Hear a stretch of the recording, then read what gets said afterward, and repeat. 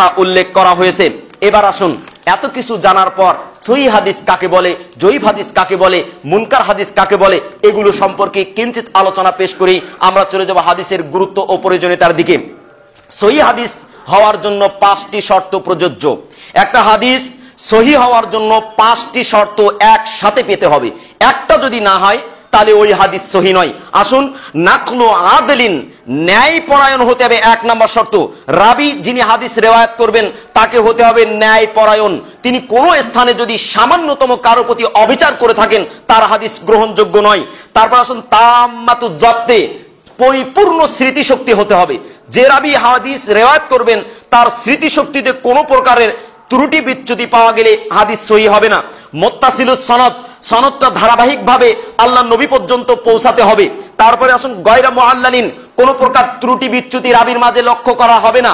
ওয়ালা শাদ্দিন, হাদিসটা যেন কম দুর্বল বা একজন রাবি কর্তৃক বর্ণিত না হয়। তাহলে 1 নম্বর শর্ত হলো নাকলু আদল, ন্যায়পরায়ণ ব্যক্তির বর্ণনা হতে হবে, পরিপূর্ণ স্মৃতিশক্তি 2 নাম্বার। 3 নম্বর হলো সনদটা মুত্তাসিল হতে হবে, পৌঁছাতে হবে রাসূল পর্যন্ত। 4 নাম্বার, গয়রা মুআল্লালিন, হাদিসটির মাঝে কোনো প্রকার রাবির ক্ষেত্রে ত্রুটি বিচ্যুতি পাওয়া যাবে না।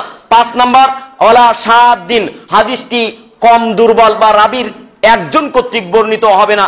এই 5টি শর্ত যদি পাওয়া যায় তবে হাদিস সহিহ, অন্যথায় হাদিস সহিহ বলে বিবেচিত হবে না। এই হাদিস যদি সর্বসম্মতিক্রমে এই হাদিস সহিহ যদি 5টি শর্ত পাওয়া যায়।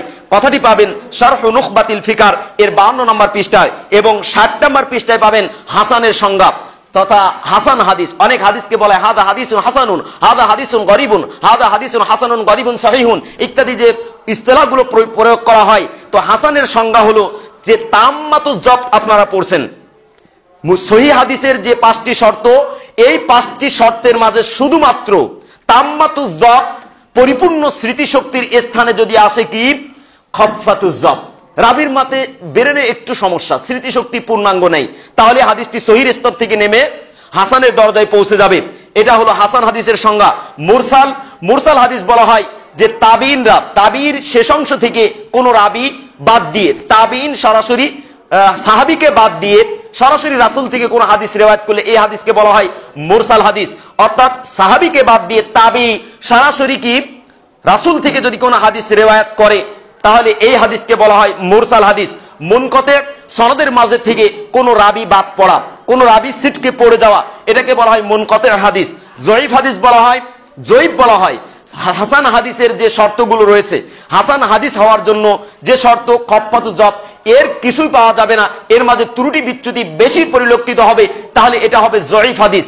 জয়ীফ হাদিস হলো যে রাবির মাঝে শত প্রকারের ত্রুটি বিচ্যুতি সব পরিলক্ষিত হবে। অর্থাৎ হাসান হাদিসের কোন স্তরে ত্রুটি, হাসান হাদিসের যে সংজ্ঞা সেই সংজ্ঞার মাঝে কোনো কিছুই এখানে পাওয়া যাবে না। অর্থাৎ যদিও পাওয়া যায় একটু অর্ধেক পাওয়া যাবে, তাহলে এ হাদিস জয়েব বলে বিবেচ্য হবে। মাউজু হাদিস, যা মন গড়া, মানুষ বানোয়াটি করে তৈরি করেছে, এটাকে বলা হয় মাউজু হাদিস। এ ধরনের হাদিস যদি সমাজে বিবেচিত সহিহ, জয়ীফ এবং মুনকার, মুনকতে, এই সমস্ত হাদিস বর্তমান সমাজে বিশেষ করে আজ সমাজের মানুষকে বিভ্রান্তির বেড়াজালে আবদ্ধ করার জন্য জয়ীফ আর মাউজু হাদিসে ভরপুর, বানোয়াটি আর কিসসা কাহিনী দ্বারা জনগণ এই হাদিস শুনতে এত বেশি পটু যে সহিহ হাদিসের কথা বললে আর শুনতে চায় না। এজন্য আপনাকে আমাকে কোরআন ও সহিহ সুন্নাহয় বিশ্বাসী হতে হবে, কোরআন ও সহিহ হাদিসে বিশ্বাসী হতে হবে। অন্যথায় এই জয়ীফ আর মাউজু হাদিসের প্রতি বিশ্বাসী হলে আল্লাহর নবী তাদের ব্যাপারে হুঁশিয়ারি ও ভয়ঙ্কর ভীতিকর কথা উচ্চারণ করেছে, যা আমরা